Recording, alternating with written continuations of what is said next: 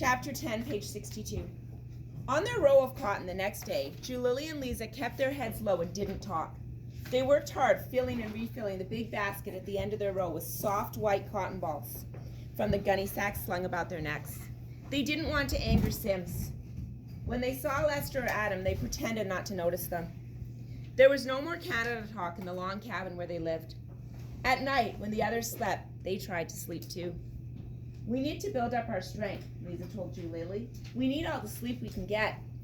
Lily couldn't seem to keep her feelings tucked inside as Lisa did. Her heart jumped like a scared rabbit. Jumped like a scared rabbit. What kind of figure of speech is that?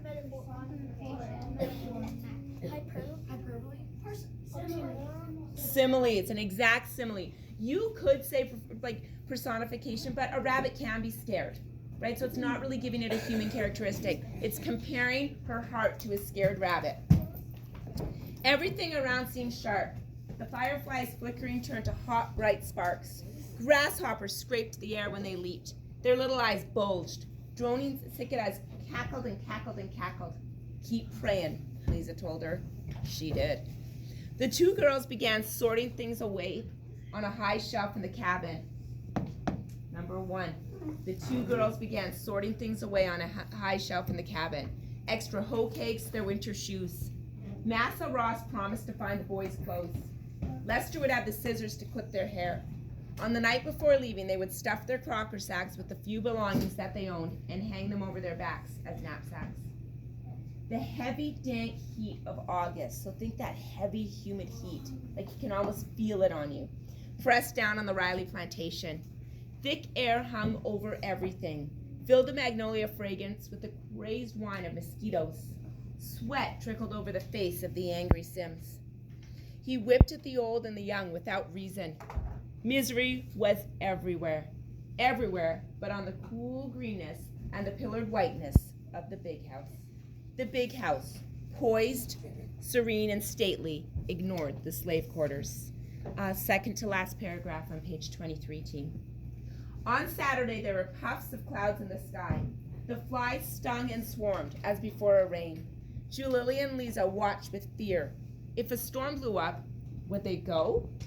If the clouds piled high, could they see the North Star? So why does the possibility of a storm worry them? What's their guide? The North Star.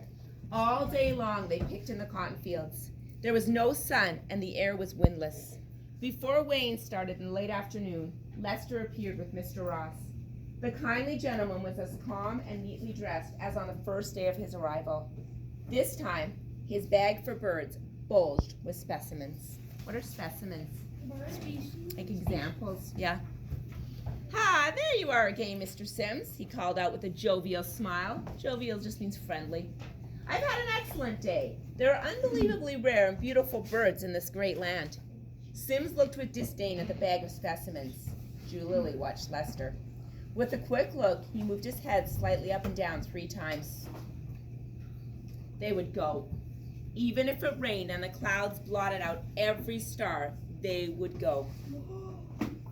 Lily lifted her head and stood tall and straight. This was the last time she would stand shaking and groveling before Massa Sims, waiting for him to weigh her basket of stamped down cotton. This was the last time Lisa would be whipped and kicked like some worn out dog. The two girls walked one behind the other down the path from the cotton fields to the slave quarters. They were silent, but their thoughts were a cord binding them closer and closer together. Think about that. Can you connect? Have you ever had not even talking to someone with words, but you know exactly what's happening, exactly what's going on? You've got like a strong connection. When night came, a twisting wind blew the clouds away. It swirled and tussled through the tall pines, then died in some distant field.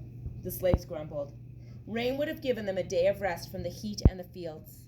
For Lily, Lisa, Lester, and Adam, it was a blessing straight from the Lord. The Big Dipper appeared above them, as faithful as the rising sun, and the North Star sparkled. "The North Star's been polished by the wind and the rain," declared Lily to Lisa as they hurried to the sleeping cabin before the other girls arrived. They stuffed their meager supplies into the sturdy crocker sacks. What's meager mean? Make an inference based on your clues on what they've got. Not beauty. Lachlan? Like, not a lot or Not a lot. Yeah, not great. Yeah. Wait, They don't have, it's not enough. small. Very, very small amount. Not yet, baby girl. Okay. Roll them tight and cover them with the blanket rags on the floor. Then they lay down and put their heads on top of the pile. Close your eyes like you're already asleep, Lisa murmured to Jalili as the other slave girls began to drift through the open door. There was little talk. The day had been long and hard. Jalili felt for Lisa's bony, rough hand. Slowly, bodies fell silent all over the room, and the night sounds took over. Jalili found it hard to keep still. Her legs wanted to twist about. Her arms felt like flinging themselves upwards. She clamped her teeth together to keep from shouting, "Let's go, Lisa, let's go!" Can you connect to that too? So much excitement inside of you, it feels like it's just gonna pop out. She squeezed her friend's hand. The return pressure calmed her. No matter what happened, no matter if Massa Riley got bloodhounds to chase them, she would help Lisa, and Lisa would help her. And above all, Lisa seemed certain that the Lord was on her side this time. Jalili almost relaxed into sleep when the whippoorwill song sounded faintly 3 times. The girls lifted their heads slowly, quietly reached for their blankets, and soundlessly walked from the cabin door. Lester was standing by the cypress tree as before. They followed him along the roundabout path in the woods, but this time he went faster, and there were more twists and turns. What's he trying to do? Run.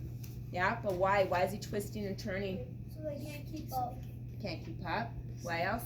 So they get lost and they don't know which direction they went Yeah. in. That's what you do when you Jalili knew why. If bloodhounds, what's a bloodhound? like dog. Began sniffing their trail like Shiloh, right? It would take them longer to wind around the trees. Massa Ross stood as last time, splendidly dressed and neatly combed and brushed. He didn't seem fearful, even though Lisa had told Jalili that he could be hanged for helping them escape. So we're not talking beaten, collected as a slave. We're talking hanged for helping them escape. But he's risking his To be life. hung. What's that? Yeah, because hung by their neck. Around your neck and then they hang over your neck and then move it until you. Oh, so they're trying to get him. We'll talk more in a minute, honey. Stop. Okay. They're trying to get him. Stop. He didn't seem fearful, even though Lisa had told Jalili that he could be hanged for helping them escape, so lose his own life loves. His filled out chest and big stomach seemed to give him strength. Adam was there, sitting on the ground, waiting in tense, fox-like. Second paragraph, page 66, sweetie. Ready to spring, but there was no sign of Ben. Thanks, Teeks. Massa Ross asked him to stand close around him. His voice was lower and softer than before. He clasped each of their hands and said, "The difficulties and dangers of this route and the inevitable pursuit for weeks by human foes and possibly bloodhounds require the exercise of rare qualities of mind and body. Each of you has these. You have foresight and great courage." So he's basically saying, like, we are risking so much here, but I believe in you. Piper. Did you?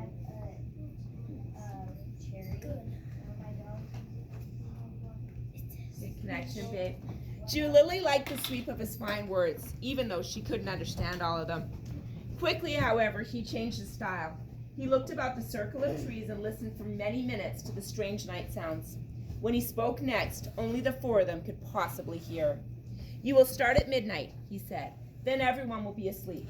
I have given Lester a watch so that he will know when the time comes. Make it to the swamp just ahead and wade through the low water in your bare feet.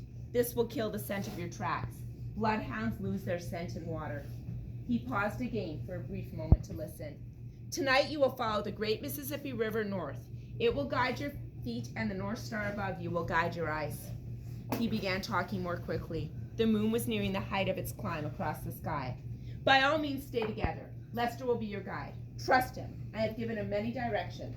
You will travel by night and sleep by day. When you cross the border into Tennessee, I will be there. Pretend you don't know me, and don't be astonished at my face, for my beard will be shaved."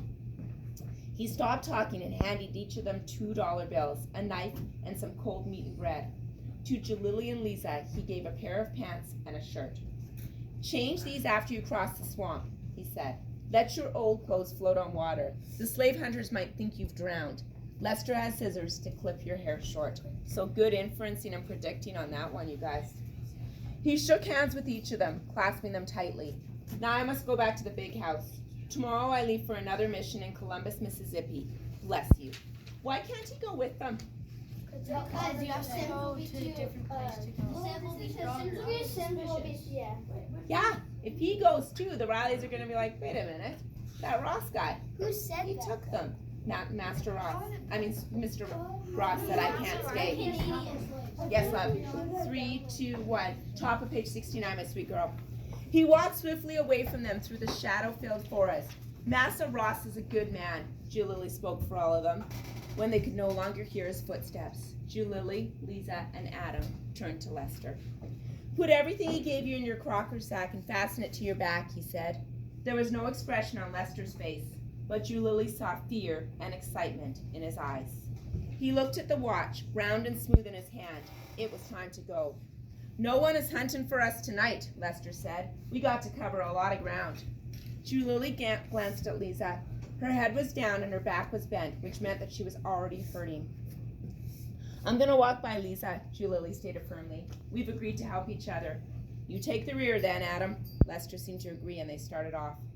The ground was dry and soft for a stretch, and then the wetness came. The lank swamp grass whipped their legs, and their feet sank deep into the oozing mud beneath. Julily grabbed a drooping willow branch with one hand to keep her steady, and with the other hand she held Lisa's arm, guiding the bent girl along beside her. Page 70. Julily was grateful for the soft moonlight. It illuminated dead branches jutting from the water and water knees protruding from the tall swamp cypress. Twice she felt the shell of a turtle slip under her feet. So she could feel that she's walking along. There's turtles and everything in this swamp. It's dark. They can't see. I hope these old alligators and water moccasins are sleeping tonight like they are dead, Julily whispered to Lisa. Don't you put your mind on such as that, Lisa whispered back. And don't forget, no bloodhound can smell our scent through this old swamp water. So yeah, it's a risk, but it's calculated, right? It's going to help them more in the long run. At last the ground became more solid. Then it was dry again. Now it was time for Julily and Lisa to change into their boys' clothes and throw the worn toe shirts on top of the swamp water. Lester quickly clipped their hair with scissors from his knapsack. There was no time at all to giggle over their changed appearance. Lester was impatient to go on. Already they could hear the flow of the great Mississippi River. None of them had seen it before, but Massa Ross had told them how it would sound and how it would be muddy and fast-flowing, and how they would walk north along its banks, away from the running current. When they came to the shores of the river, they stopped. It was an awesome sight. As far as they could see, mud-black water rolled past them, broken now and then with the eddies and splashes that caught silver from the moonlight. Adam bent down and eased his hand into the water. It's warm and gentle-like, he smiled. It holds no harm for us, and I smell catfish in the wind that blows right out of it. That's good to know, Adam. Why would it be good to smell catfish? Because they're hungry. Lester paced nervously along the shore, looking upstream. We'll remember about those fish later. Tonight we have bread and cold meat for our meal. He started walking ahead through the dried cane brakes and tangled shrubs, expecting the others to follow. Julily watched Lisa hunched against the trunk of a sheltering willow. Her face showed pain. We're going to rest a bit, Lester, Julily stated, and Lisa and I are going to have a piece of our bread and a drink of that catfish-smelling water. Lester waited ahead of them on a dry log. Adam cooled his feet in the rushing river. Lisa closed her eyes gratefully, accepting a piece of bread and a gourd of water that Julily offered her. It was a short rest. Why does it have to be short? Because they need Yeah. so they don't get caught.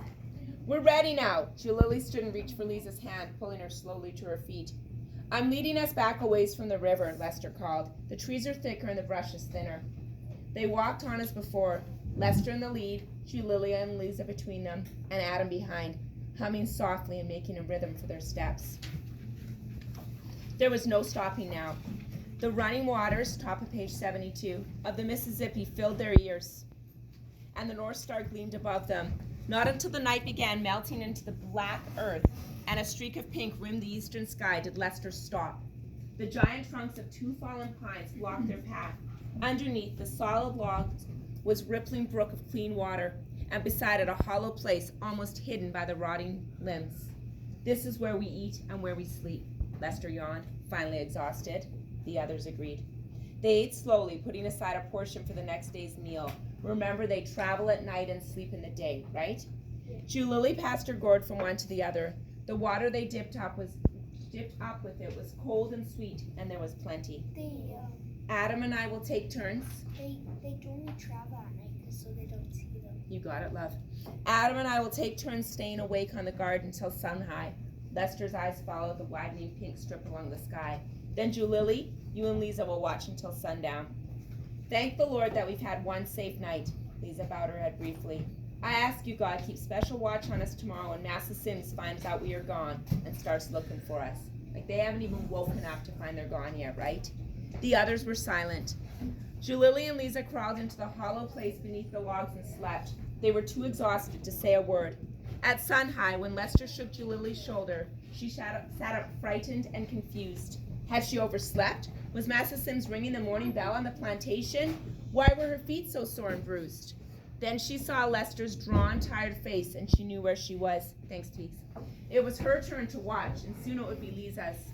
Adam lay face down on the soft grass beneath a sheltering willow near the fallen logs. If you hear any noise at all, you will wake me. Julily rubbed his long fingers over his eyes to smooth out the tired lines. You can trust me, Lester, she answered. And when the sun goes down, we'll eat. Adam caught some catfish, just like he said. He cleaned and skinned them, Lester smiled. Someone will see if we start a fire to cook them. Julily was alarmed. Massa Ross has told me how to do it, Lester answered calmly. He said, build a fire in a clear place far away, then watch. If nobody comes, just lay whatever you catch on the hot coals. When they die down, the fish is ready to eat. Julily smiled too. She settled herself on the scattering of dry pine needles behind a tangle of brambles and dead limbs and waited. Lisa looked bent and shriveled, lying asleep near her. Twice she moaned, but didn't wake. I'm strong enough to watch for both of us, Julily decided. She better rest her aching back. A mockingbird sailed through the sky, then perched above her, page 74, and sang its own clear song. A gentle deer walked serenely to the river's edge and dipped its head for a long drink. It was peaceful to sit so quiet, but it didn't last. So check here, because there's a sound that alarms Julily. The deer jerked its head upright. It listened and then it ran back among the trees. The mockingbird chirped a mixed-up song of many birds, then sped away. Julily sat tense. Softly at first, and then louder came the cry of baying dogs. Bloodhounds. Somehow their scent had been found, and they were the other slaves like them were being followed. Lester heard too. He shook Adam. Julily called Lisa. Pack everything in your bags. Lester spoke quickly. Roll up your pants and we'll walk north, straight through the middle of the stream. It will kill our scent. I want to read